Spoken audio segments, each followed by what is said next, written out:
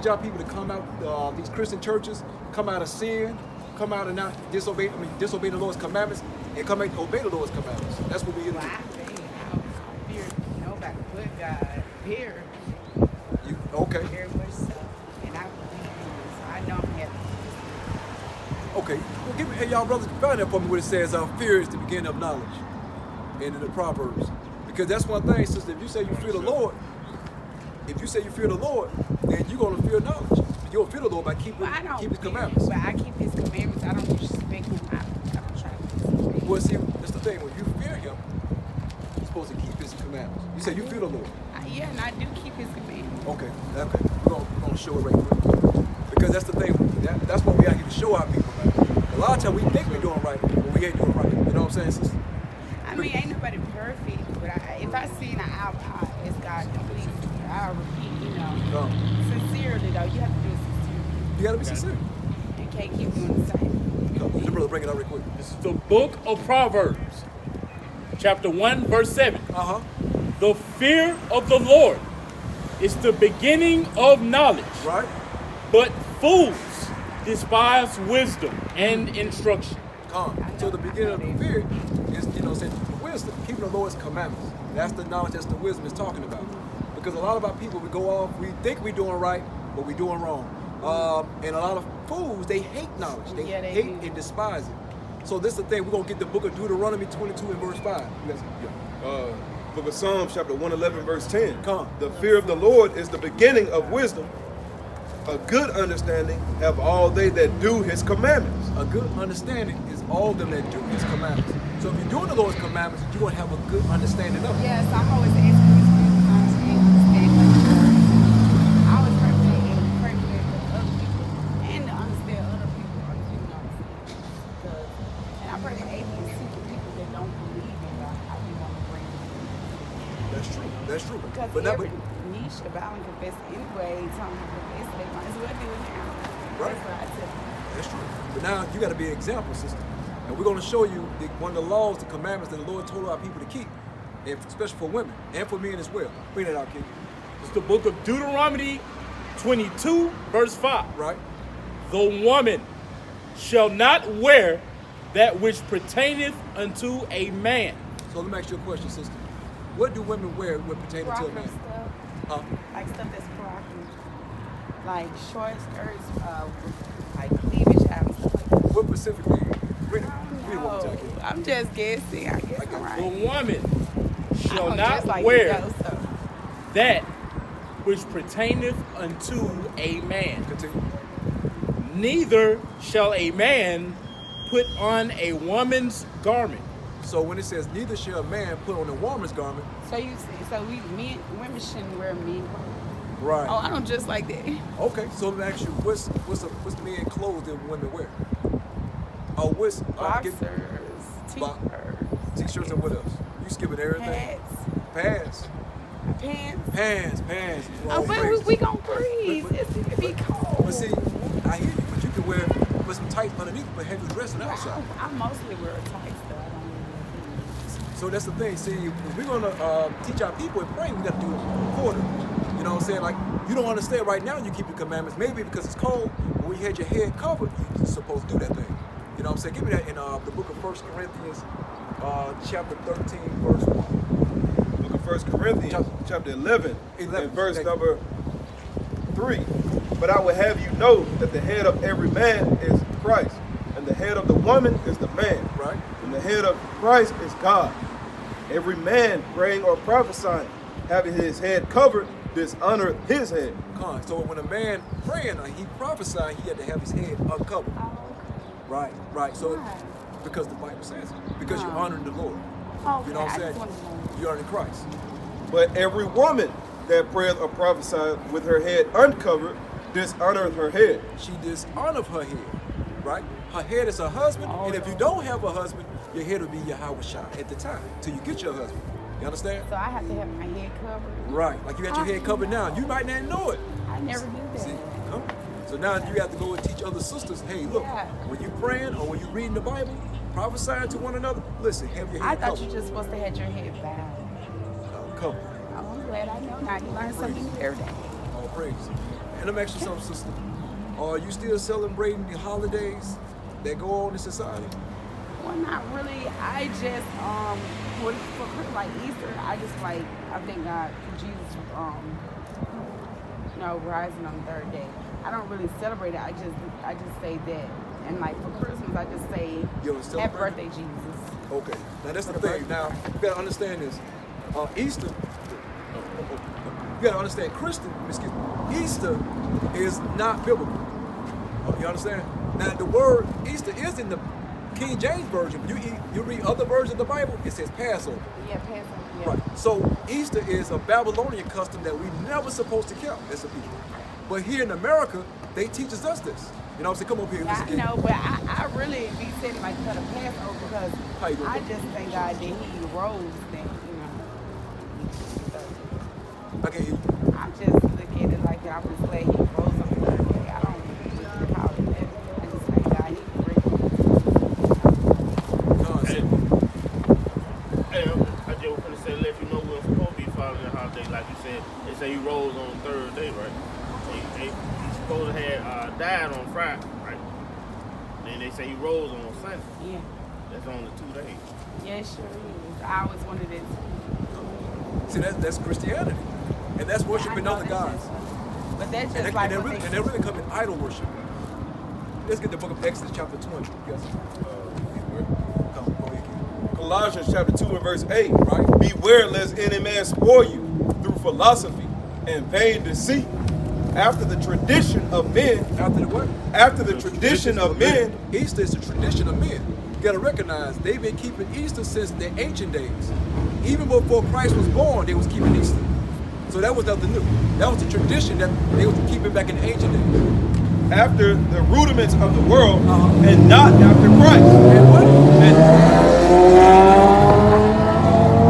And not after Christ. And not after Christ. So Easter is not after Christ. Even though they tell you that, it's not after Yahweh Shai, after Christ.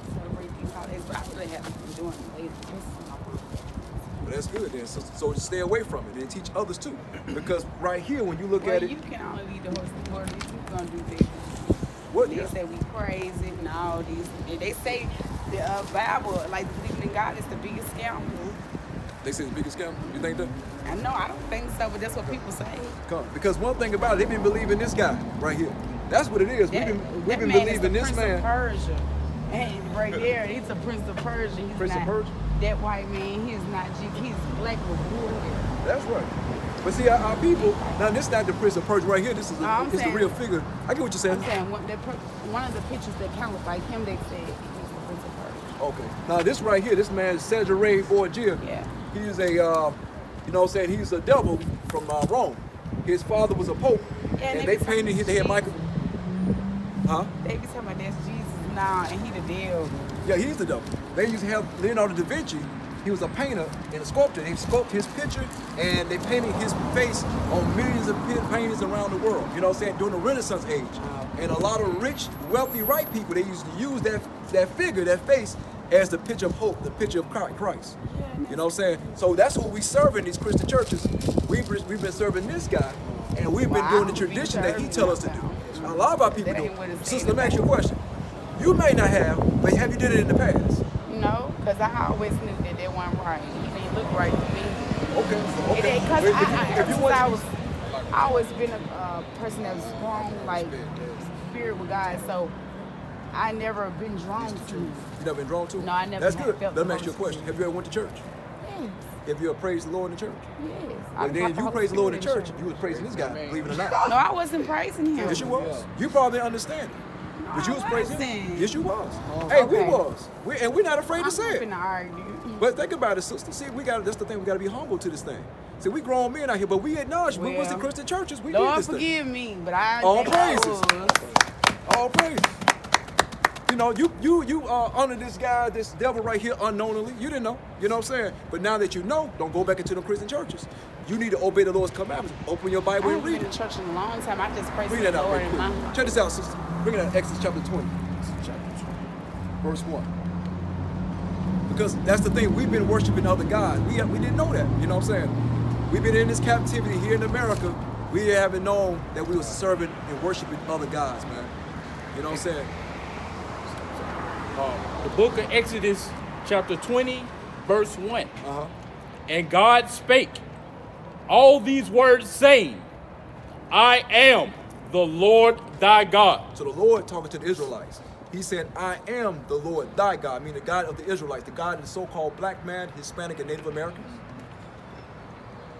Which have brought thee out of the land of Egypt. Out of the house of bondage. The Lord said, I brought you out of slavery. I brought you out of the house of bondage, out of Egypt. We were the same people. When you watch that movie, The Ten Commandments, with the white guy named Charleston Heston. You never seen that movie? But that movie, when you ever get a chance to watch it, the ones they talk about the Christian church, that's talking about us. We were those people that the Lord brought in Egypt. We were the Israelites. Yeah.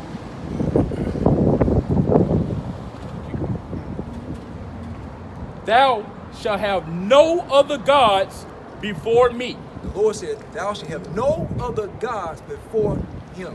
You know what I'm saying? This guy was a god in the Christian church, and still to this day, he's treated as a god, and we have served him so. You know what I'm saying? If you can't get me at Deuteronomy 28, verse 48. And the reason why we serving this guy right here, because we lost our identity. What does this mean, book breaking? I keep looking at it because I want to know what that means. Which one? What do you mean by that? Okay, we'll go into it. We'll go right into it. Let's break that down real quick. The book of Deuteronomy 28, verse 48. Right. Therefore shalt thou serve thine enemies, which the Lord shall send against thee. The Lord should set these enemies against us. The so-called white man, the pilgrims, those, what you call those? The settlers, yeah. The colonizers. The Lord sent those people against us. In hunger. Right. And in thirst. Right. And in nakedness. Meaning, if you was hungry, you had to get it from your enemies. If you need clothes, you had to get it from your enemies. If you're thirsty, you gotta get your water, your sodas, whatever, from your enemies. Yeah. That's why he said keep your enemies close. That's why he said keep your enemies close. No, that's not it. Break it out, King. And in want of all things. And the want of all things. So we wanted a God, so we start serving this devil right here, man. You know what I'm saying? So now we gotta serve our God. You know what I'm saying? The one and true God. See, everybody want a God, right? But when you disobey the Lord's commandment, you start serving this dude right here. That's why we're gonna land our enemies today, because we disobey his commandments. Bring that out, kid. It's the book of First Maccabee, chapter 3, and verse 48. And laid open the book of the law, right, wherein the heathen had sought to paint the likeness of their image. The likeness of their images. So the heathen, the so-called white man, they painted the likeness of their images. Right? Yeah. So this is the heathen. Where every time you hear black people call you a heathen, my auntie used to do that when it would be bad. You a heathen. Yeah. You've heard it before? Yeah. And I'm like, man, hold on, man. I don't feel good calling me no heathen, man. Yeah, because white men say that for the men, it's have blood in the face, so that's why they feel like that they ain't supposed to be so. You said what now? Superior, because they say as men, have, like, should have blood in the face. That's what they said about. Well, you know, they have melanin on the face. That makes them superior. You know what I'm saying? Yeah, but they think they're superior, but they're not. They're not. So that's why the Lord said, you know what I'm saying, they made the likeness of their images, man. Yeah, they're the way wicked on the they earth. wanted to. That's why I call it the blue-eyed devil. That's right, they're the blue-eyed devil. Hey, somebody give me Proverbs 20 and 11 right quick. The book of Proverbs chapter 20, verse 11. Because the sister was going into sagging. She was going into black men dressing like women. Because that come with, this is the thing, that sagging, that was a homosexual act. Oh, yeah, that's why they said that. Right. That's a homosexual, that came from slavery. Yeah, slavery. It was called butt breaking. Oh, okay. You know what I'm saying? They did this to our young men, to our men back then, to show off their superiority inside the community. Yeah. So they said, look, I'm gonna rape this black man, this big buck, they would call him the buck. I'm gonna rape him in front of everybody, and I'm gonna break him down so everybody can look at me as the leader. Oh. You know, I'm gonna effeminize him in front of everyone. That's what they call butt breaking. Oh, you know what I'm saying? So either they whoop you in your back, or then they raped you. You know what I'm saying? Bring that out, King. This is the book of Proverbs, chapter 20, verse 11. Now, even a child is known by his doings, whether his work be pure and whether it be right. The hearing ear and the seeing eye The Lord hath made even both of them. Love not sleep, lest thou come to poverty. Open thine eyes, and thou shalt be satisfied with bread. It is not, said the buyer. But when he is gone his way, he boasteth. There is gold and a multitude of rubies, but the lips of knowledge are a precious jewel. Take his garment, for that is surety for a stranger, and take a pledge of him for a strange woman. For what? For a strange woman. So they took the garments and made him out to be a strange woman. They took the wisdom from our brothers, instead of being, stand up brothers, stand up men, now they made him to a strange woman. They took his garment away. His garment was supposed to wear pants. You know what I'm saying? He's supposed to look like a woman, a man, excuse me. Look like a sturdy man. But now, they got them dressing like women now, man. They stripped the wisdom from our people, man. You know what I'm saying? So now you got grown black men just for some money. Just for the money. Yeah, they said Just for the money. That's what I be seeing. They sold to put on the dress, man. You know what I'm saying? Just for some filthy lucre. So that's what buck breaking came in. Buck breaking came in for the fact that they tried to rape our men. That's what sagging came in. And now our people are putting on dresses for money. Yeah. So, back then, black men despised that thing. We despise having our pants sagged. But now they just love. Right, because that's what we're trying to do. We weren't trying to have our pants sagged, because most of our brothers trying to run away from the plantation. Yeah. You know what I'm saying? They had to have their pants up, walking up. That's why today, these brothers get caught by the cops, man. They can't run, man. Back in the 60s, all the way to like the early 90s, man, they couldn't catch no brother. A brother was gone, man, because they weren't sagging like that back then, man. I seen an episode of Cops where the cop was chasing after the brother, and the brother stopped in the mid-road like a block away, and he waited for the cop to come. He was, okay, I guess we change by your back. And the brother looked right at he was like this, and the brother took off running again. You know what I'm saying? Because, look, we had our pants up, man. But nowadays, these brothers want to sag and fag. Excuse my language. You delete that. Let me ask you a question. I see you got the armed forces up there. Now, how do it tie in? I appreciate you. How do it tie into the message? All right, yeah. The armed forces? Yeah, how do the armed forces tie into the message? Like, as far as like, what is it that the black man shouldn't be a part of the armed forces? You shouldn't. Really, you shouldn't. That's the truth. I know that. Come. All right, real quick question, guys.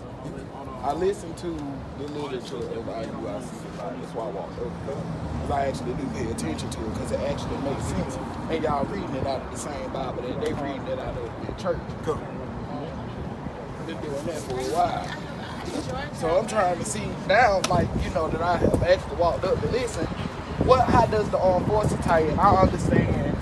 I'm going to tell you what I understand. I understand this part right here. That's in Revelations chapter 113, right? He reveals himself. That's the revelation. That is true. What you were just telling me, young lady, that this is what they gave slaves to do. I listened to that message before. Let's see. Butt breaking. I've heard that one before. I think I've listened to this one and the holidays. The holidays of paganism. Right. Don't understand this. Now, this right here, we got this. Somebody hold for me Exodus chapter 14, verse 14. Right? Somebody hold that for me. But right here, we have this to show you the symbolism that America used. America used the bald eagle as their symbol, which the ancient Romans did. The ancient Romans used the bald eagle as a symbol, and the same Romans did, they using the same symbol today. It's the eagle. And really, the eagle is a symbolism of the phoenix. That's a deeper conversation right there. But that's the thing. Let's get that right quick. Deuteronomy 28, verse 49, where's the actual eagle? You know what I'm saying? Deuteronomy 28, verse 49, it has it right here, because that's going to show you that the Bible going to prove to you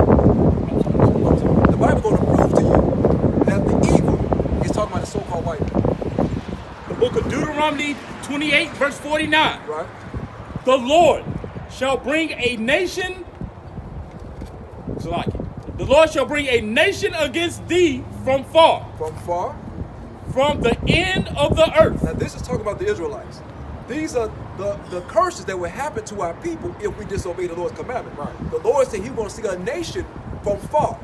When we was in West Coast Africa, what nation came and got us from afar? The Europeans. The Europeans. Yeah. As swift as the eagle flieth. The Lord said he's going to send a nation from far as swift as the eagle flieth. Now, did they go around that time flying with planes? No. So they were sailing at that time. Right. So the Lord used the so-called white man, which is the eagle. He said, swift as the eagle flieth. Okay, yeah. Again, The book of Obadiah, chapter 1, verse 3. The pride of thine heart have deceived thee. Thou that dwellest in the cleft of the rock, whose habitation is high, that saith in his heart, who shall bring me down to the ground? That's talking about the so-called white man. Them. He's in the mountains. I appreciate this good one I just got. Who shall bring me down to the ground? The pride of thine heart have deceived thee. The so-called white man. This is talking about him, the pride of his heart. He got very pride. Just like here in America, what do he say? I'm proud to be American. Right? The pride of their heart have deceived them. Because you got this land through murder, through bloodshed, through killing, stealing. You stole this land. And they got pride to say, I'm proud to be American. How are you proud to be American when you put the so-called black man in slavery? How are you proud to be American when you put the Native American out of their own land and put them in the back of the woods? How? right.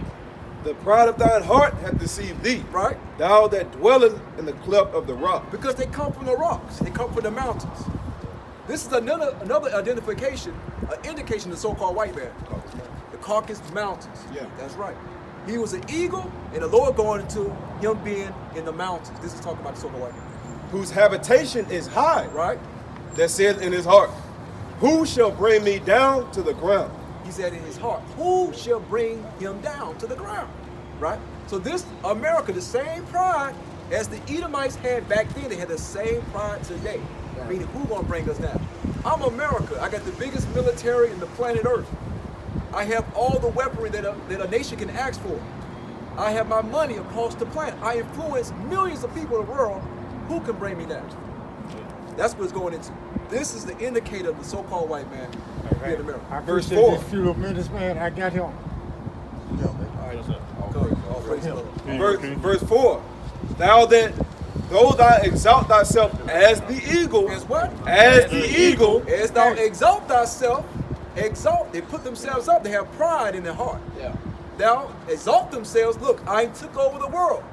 Using the black man as labor. Using the black man blood, sweat, and tears. I've exalted myself as the eagle. Though thou exalt thyself as the eagle. Right. And though thou set thy nest among the stars. Right. Thence will I bring thee down, said the Lord. So they say, hey, look here, I'm gonna go to Mars. I'm gonna go to the moon. Right? Yeah. They exalt themselves beyond the stars. I'm gonna go to space. And I'm gonna look at the stars. I'm gonna look at the earth.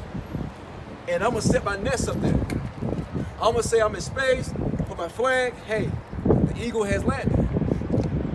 Right? That's talking about America. That's right. Precept, bro. Bring it up. It's Lamentations chapter 4, verse 19. Bring it up. Our persecutors are swifter than the eagle. Say what? Our persecutors are swifter than the eagle of the heaven. Hold on. Who persecuted the so-called black man? Who persecuted the so-called Hispanic man? The white man. Who persecuted the so-called Native American man? The white No. man. Bring it out one more time, King. Our persecutors are swifter than the eagles of the heavens. The eagle of the heaven. So the Bible is talking about the so-called white man, that eagle. That's the representation of the Edomites according to the Bible. Bring it up.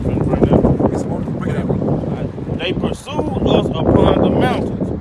They laid wait for us in the wilderness. They pursued us in the mountains, meaning they came to the west coast of Africa when we was in the mountain area, and they pursued us in the wilderness. When we was in the wilderness in Africa, they came after us. Yeah. That's how when Christ told our people back in 70 AD to go into the mountains and hide. That's when our people went to the west coast of Africa, in those mountain areas, and we hear from the Romans. And they persecuted us and they pursued us then. Like they pursuing us right now. Bring it out, King. This is Lamentations.